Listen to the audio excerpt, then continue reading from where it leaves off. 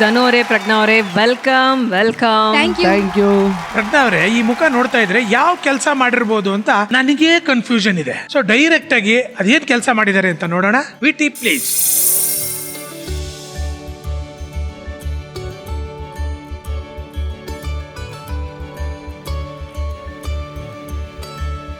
ಅಣ್ಣ, ಸರಿಗಮಪ ಇಲ್ಲೇ ನಾನು ಶೂಟ್ ಆಗೋದು? ಇಲ್ಲೇ ಶೂಟ್ ಆಗೋದು. ನೀವು ಯಾರು ಬರೋದಕ್ಕೆ? ಅಲ್ಲ, ನಾವು ಇಲ್ಲಿ ವರ್ಕಿಗೆ ಅಂತ ಬಂದ್ವಿ. ಹಾಂ, ಬನ್ನಿ.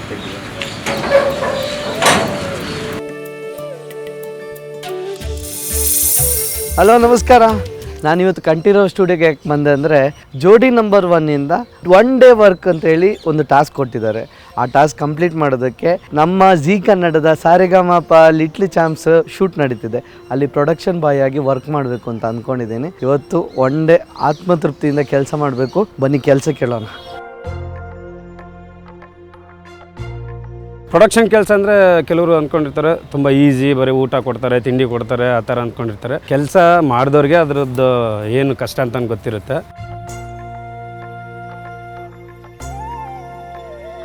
ಏನು ಕೆಲಸ ಮಾಡಬೇಕು? ಇಲ್ಲ, ಸೋಪನ ಅಲ್ಲಿ ಹಾಕಿ ಅದು ಪೊಡಿ ಮತ್ತು ರೆಡಿ ಮಾಡಿ ಇಲ್ಲೆಲ್ಲ ಫುಲ್ ಕ್ಲೀನ್ ಆಗಬೇಕು. ಓಕೆ, ಈಗ ನೋಡಿ ಬರ್ತಿಲ್ಲ ಅಲ್ಲಿ. ಹಾಂ,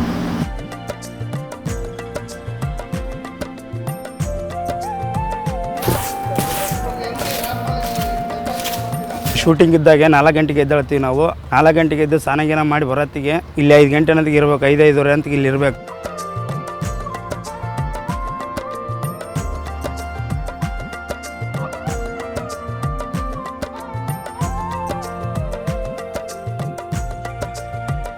ಬೆಂಗಳೂರಿಗೆ ಫಸ್ಟ್ ಬರಬೇಕಾದ್ರೆ ಈ ಪ್ರೊಡಕ್ಷನ್ ಬಾಯ್ ಆಗಿ ವರ್ಕ್ ಸಿಕ್ಕಿತ್ತು ನನಗೆ. ಆಮೇಲೆ ಅಸಿಸ್ಟೆಂಟ್ ಡೈರೆಕ್ಟರ್ ಆಗಿ ಅಲ್ಲಿ ಕೆಲಸ ಖಾಲಿತ್ತು, ಹಾಗಾಗಿ ಅಸಿಸ್ಟೆಂಟ್ ಡೈರೆಕ್ಟರ್ ಆಗಿ ಸೇರಿಕೊಂಡೆ.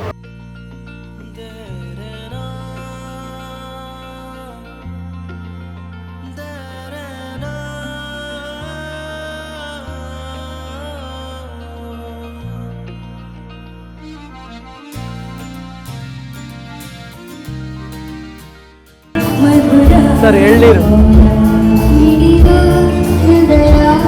ತಗೊಳ್ಳಿ, ಚೆನ್ನಾಗಿ ಹೇಳ್ತಾರೆ.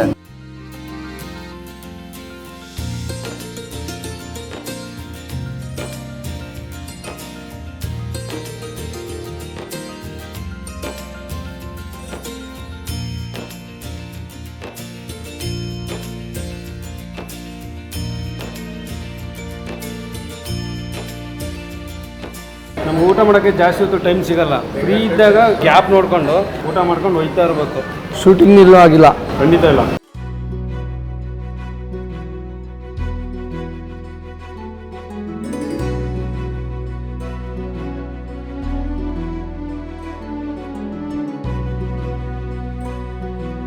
ಶೂಟಿಂಗು ಮುಗೀತು, ನನ್ನ ಕೆಲಸನೂ ಕಂಪ್ಲೀಟ್ ಆಯಿತು. ಇನ್ನೇನಿದ್ರು ಮ್ಯಾನೇಜರ್ ಹತ್ರ ಹೋಗಿ ಮಾತಾಡೋದಿದೆ.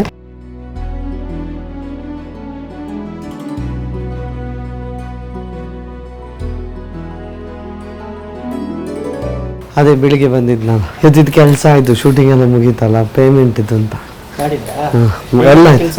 ಚೆನ್ನಾಗಾಯ್ತು, ಖುಷಿ ಆಯಿತು. ನಾನಂತೂ ಖುಷಿ ಪಟ್ಟೆ ತುಂಬ.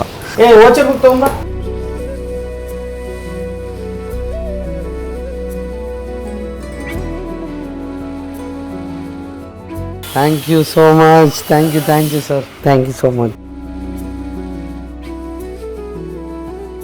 ನಾನು ಎಷ್ಟೋ ಪೇಮೆಂಟ್ ರಿಸೀವ್ ಮಾಡಿದ್ದೀನಿ, ಬಟ್ ಇವತ್ತು ನಾನು ಮಾಡಿರೋ ಕೆಲಸಕ್ಕೆ ಇವ್ರು ಕೊಟ್ಟ ಈ ಪೇಮೆಂಟು ತುಂಬ ಹೃದಯಕ್ಕೆ ಹತ್ತಿರ ಆಗಿದೆ. ತುಂಬ ಖುಷಿ ಆಯಿತು. ಹೆಂಡತಿ ಮುದ್ದು ಲಾಸ್ಟ್ ಟೈಮು ಅವಳ ಕೈ ಹಿಡಿದು ನಾನು ಅವಳನ್ನ ಗುರುತಿಸಲಿಲ್ಲ ಅಂತೇಳಿ ತುಂಬ ಬೇಜಾರಾಗಿತ್ತು. ಇವತ್ತು ನಾನು ಪ್ರಾಮಾಣಿಕವಾಗಿ ದುಡಿದು ಇಷ್ಟು ಹಣ ಸಂಪಾದನೆ ಮಾಡಿದ್ದೀನಿ. ಇದರಲ್ಲಿ ಅವಳಿಗೆ ಏನಾದ್ರು ಕೊಟ್ಟರೆ ಖಂಡಿತ ಖುಷಿ ಆಗ್ತಾಳೆ. ಲವ್ ಯು ಮುದ್ದು.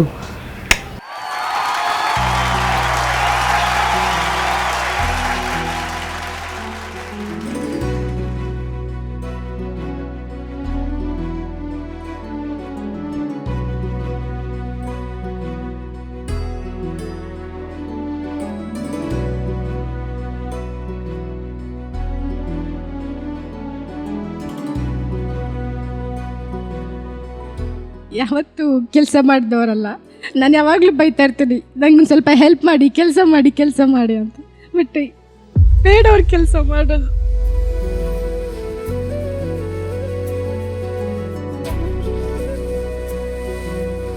ಅವರು ಬೆಂಗಳೂರಿಗೆ ಬಂದಾಗ ಈ ಥರನೇ ಕೆಲಸ ಎಲ್ಲ ಮಾಡಿದ್ರು ಅಂತ ಯಾವತ್ತೂ ಹೇಳಿರಲಿಲ್ಲ. ನಮಗೆ ಆಗಲಿ ಮನೆಯವ್ರಿಗಾಗಲಿ ಯಾರಿಗೆ ಸಹ ಗೊತ್ತಿರಲಿಲ್ಲ. ಮನೆಯಲ್ಲಂದರೆ ಇವ್ರು ಬೆಂಗಳೂರಿಗೆ ಹೋಗಿದ್ದಾರೆ, ಏನೋ ಕೆಲಸ ಮಾಡ್ತಿದ್ದಾರೆ ಅಂತಲೇ ಅಂದ್ಕೊಂಡಿದ್ರು. ಬಟ್ ಇಲ್ಲಿ ಬಂದು ಇಷ್ಟೆಲ್ಲ ಕೆಲಸ ಮಾಡ್ತಿದ್ರು ಅಂತ ಯಾರಿಗೂ ಗೊತ್ತಿರಲಿಲ್ಲ. ರೀಸೆಂಟಾಗಿ ಒಂದು ಇಂಟರ್ವ್ಯೂ ಅಲ್ಲಿ ಎಲ್ಲ ಸ್ಟೋರಿ ಹೇಳಿದರು. ಅವಾಗಲೇ ಗೊತ್ತಾಗಿದ್ದು ನಮಗೆ, ನಮ್ಮ ಮನೆಯವ್ರಿಗೆಲ್ಲ ಎಷ್ಟು ಕಷ್ಟಪಟ್ಟಿದ್ದಾರೆ ಅಂತ. ತುಂಬ ಹೆಮ್ಮೆ ಆಗ್ತಿದೆ. Love you. Love you. Actually ನಾವೆಲ್ಲರೂ ಈ ಒಂದು ಶೋನ ಒಂದು ಚಿಕ್ಕ ಭಾಗವಷ್ಟೇ. ಆದರೆ ನಮ್ಮ ಒಂದು ಶೋನ ನಿಜವಾದ ಜೀವಾಳ ಅಂತಂದರೆ ಅಲ್ಲಿ ಕೂತಿದಾರಲ್ಲ ನಮ್ಮ ಅನ್ನದಾತರು, ಅವರಷ್ಟೂ ಜನ, ನಮ್ಮ ಪ್ರೊಡಕ್ಷನ್ ಟೀಮ್, ಅವ್ರಿಗೆ ಬರಲಿ ಜೋರಾದ ಚಪ್ಪಾಳೆ.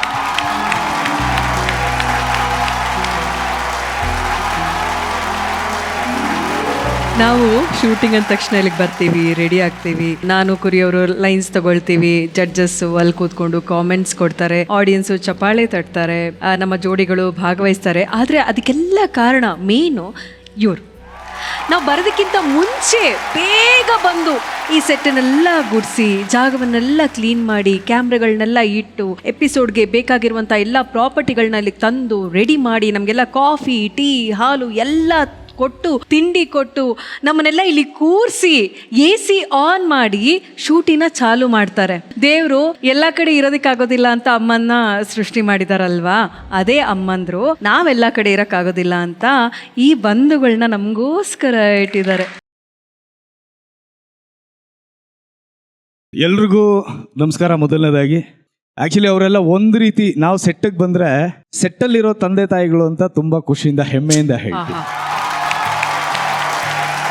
ಯಾಕಂದರೆ ಮನೆಯಲ್ಲಿ ನಮ್ಮ ತಾಯಂದಿರು ಎಷ್ಟು ಚೆನ್ನಾಗಿ ನಮ್ಮನ್ನು ಟ್ರೀಟ್ ಮಾಡ್ತಾರೆ, ಸೆಟ್ಟಿಗೆ ಬಂದರೆ ಅಷ್ಟು ಚೆನ್ನಾಗಿ ಅವರು ಪ್ರೀತಿಯಿಂದ ನಮ್ಮನ್ನು ನೋಡ್ಕೊಳ್ತಾರೆ. ನೀವು ಕೊಟ್ಟಿರುವಂಥ ಅನ್ನ ನಮ್ಮ ಮೈಯಲ್ಲಿ ರಕ್ತವಾಗಿ ಹರಿತದೆ ಅಂತ ಹೇಳೋದಕ್ಕೆ ಇಷ್ಟಪಡ್ತೀನಿ. Thank you so much. Thank you so much Prem sir. Thank you so much. ಜೋರಾದ ಚಪ್ಪಾಳೆ ಪ್ರೇಮ್ ಅವ್ರಿಗೆ. ಈ ಖುಷಿನಲ್ಲಿ ಇವ್ರು ಏನು ಸಂಪಾದನೆ ಮಾಡಿದ್ರು ಅಂತ ಕೇಳಿದ್ನೇ ಮರ್ತ್ಬಿಟ್ಟೆ ನಾನು. ಎಷ್ಟು ಸಂಪಾದನೆ ಮಾಡಿದ್ದೀರಾ? ನಾನು 1,000 ಸಂಪಾದನೆ ಮಾಡಿದೆ. 1,000. Super super. ಹೆಂಡತಿಗೆ ಏನು ಗಿಫ್ಟ್ ತಂದಿದ್ದೀರಾ? ಇದರಲ್ಲಿ ಏನಾದರೂ ಕೊಡಿಸ್ತೀನಿ ಸರ್. ಬೇಡ, ಅದನ್ನ ನಂಗೆ ತೆಗ್ದಿಡ್ಲಿಕ್ಕೆ. ಮುತ್ತು ಕೊಡ್ಬೇಕಾ? ಅಯ್ಯೋ, ಇದಕ್ಕಿಂತ ಒಳ್ಳೆ ಹುಡುಗರು ಇನ್ನೇನಿದೆ ಅಲ್ವಾ?